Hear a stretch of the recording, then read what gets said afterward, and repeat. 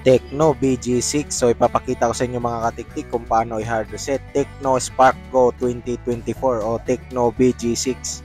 Para masimulan natin mag-hard reset, i-turn off lang natin yung ating Tecno BG6. Long press natin yung power switch and then power off. So dito mga katiktik, maghintay ka ng 5 to 10 seconds para ma-completely off ang ating phone. So kung nabilang nyo na 5 seconds na o 10 seconds na, gagamitin natin tong power switch. Magbilang tayo ng 3 seconds. 1, 2, 3, sabay pindot sa volume down. And then, pag may logo, bitawan lahat, sabay pindot ng mabilis doon sa volume down ulit hanggang sa lumabas itong recovery menu. At paglabas nito mga katiktik, syempre gagamitin natin yung volume down para itapat natin dito sa factory data reset. So yun, pinakita ko lang yung model number, Tecno BG6. Yan. So volume down lang ang gagamitin nyo and then power switch for confirmation.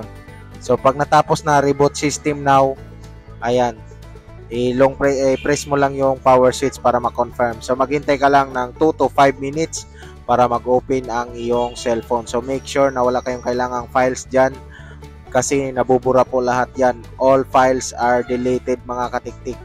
Kaya make sure na wala na kayong kailangan bago kayo mag-perform ng hard reset. Kasi pag meron pa is nabubura po lahat mga katiktik. Yung mga pictures nyo, yung mga apps na ini-install nyo is burado po lahat. So kung di pa kayo marunong mag-setup, sundan nyo na lang yung video na yan mga katiktik at makapag-setup na po kayo nyan at makapasok na kayo sa inyong home screen. So naway may nakuha kayong idea o technique kung paano nga ba i-hard reset ang Tecno Spark Go 2024 o Tecno BG6. Yan.